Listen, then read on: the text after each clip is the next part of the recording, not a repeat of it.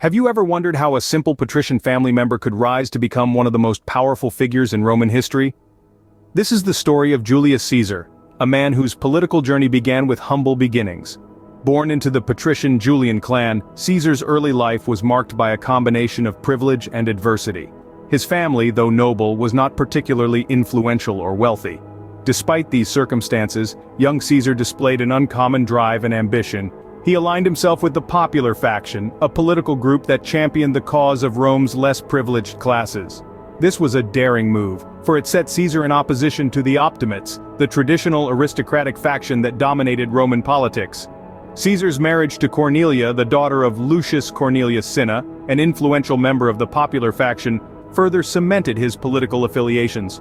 This alliance would prove to be a crucial turning point in Caesar's life, linking him with the powerful Marius, a leading figure of the popular faction and seven-time consul of Rome. But Caesar's journey was not without its trials. When the ruthless dictator Sulla came to power, Caesar, a known ally of Sulla's enemies, was forced into exile. He was stripped of his priesthood, his wife's dowry was confiscated, and he lived under the constant threat of execution. Yet, Caesar's resilience saw him through these dark times. Following Sulla's death, Caesar returned to Rome, his ambitions undeterred. He began rebuilding his political career, leveraging his alliances, and using his undeniable charisma to win over the masses. His astute understanding of the political landscape, combined with his relentless ambition, set the stage for his unprecedented rise to power. Thus began Caesar's ascent in Rome's political landscape, a journey marked by ambition, alliances, and astuteness. This was but the dawn of Caesar's political journey, the first step towards becoming one of the most influential figures in Roman history. But how did Caesar go from a patrician to the Pontifex Maximus, the chief high priest of the Roman state religion? This question takes us into the heart of Caesar's political journey, a tale of ambition, alliances, and unyielding perseverance. Born into a patrician family, Caesar was no stranger to the political arena. However, his rise to the top was far from a straightforward path. His first significant step in politics was his election as military tribune, a position that allowed him to prove his leadership skills on the battlefield. It was here that he first demonstrated his ability to inspire loyalty and command respect from his troops. Caesar's next move saw him appointed as quaestor in Spain, a role that placed him in charge of Rome's financial affairs. This position gave Caesar a taste of real power, and he savored it. He proved himself to be an effective administrator, managing Rome's finances with a steady hand and an eye for detail. His success in this role further cemented his reputation as a capable leader, and paved the way for his next political leap. His election as Pontifex Maximus was a pivotal moment in Caesar's career. As the chief high priest of the Roman state religion, Caesar was now one of the most influential figures in Rome. His position gave him significant religious and political authority, and he used this power to further his own ambitions. But Caesar didn't stop there. He sought to consolidate his power by forming the first triumvirate, an informal political alliance with Pompey and Crassus.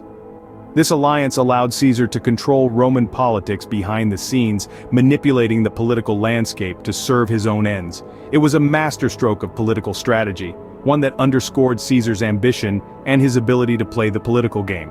Caesar's rise was meteoric, but it was far from over. The best, or perhaps the worst, was yet to come.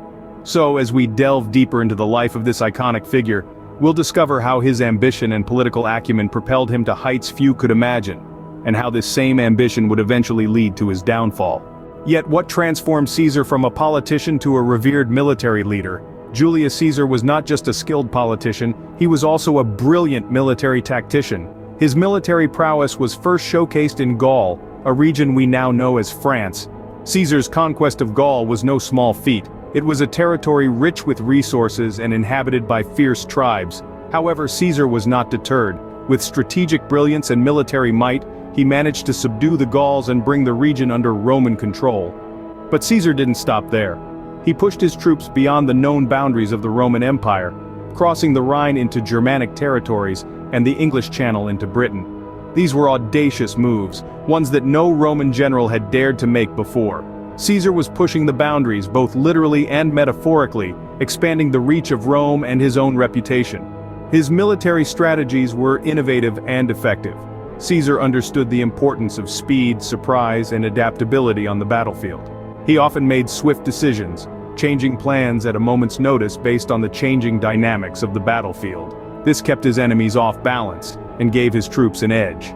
But Caesar's success was not just due to his strategic brilliance. He also understood the importance of loyalty. He led from the front, sharing the hardships and dangers with his men. He rewarded them generously, building a bond of trust and loyalty that made his troops willing to follow him into the most dangerous of battles. His soldiers weren't just fighting for Rome, they were fighting for Caesar. And so, by the time Caesar had Gaul under his thumb, he was more than just a politician or a general. He was a leader, a hero, even a demigod in the eyes of his troops. He had demonstrated his military genius on the battlefield, and his name was known and feared across the known world. With Gaul under his control, Caesar had not only expanded Rome's territories, but also cemented his status as a formidable military leader. But how did the triumvirate that Caesar had so carefully crafted crumble? Well, the delicate balance of power began to tilt with the death of Crassus in 53 BC. Crassus, the richest man in Rome, had been a crucial component of the triumvirate, keeping the ambition of both Caesar and Pompey in check. With his sudden departure, the equilibrium was disrupted, and the remaining two powerhouses were left to grapple for control. Caesar, stationed in Gaul, and Pompey in Rome, once allies, now found themselves in political rivalry. Though they had been bound by the marriage of Caesar's daughter Julia to Pompey, her untimely death in 54 BC had already strained their relationship.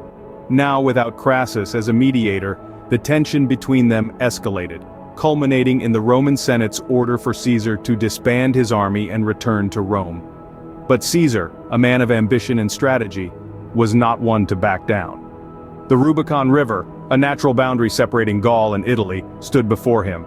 To cross it with his army was a direct violation of Roman law, a declaration of war against Pompey and the Senate. Yet, Caesar, with a determined heart and a clear mind, made the fateful decision to cross. As he stepped over the river, he uttered the famous phrase, "Alea iacta est," or "the die is cast," signifying the point of no return.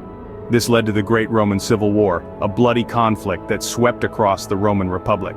Caesar, with his well-trained legions, proved too formidable for Pompey, who was defeated in the Battle of Pharsalus. Pompey fled to Egypt, where he was tragically assassinated, marking the end of the triumvirate.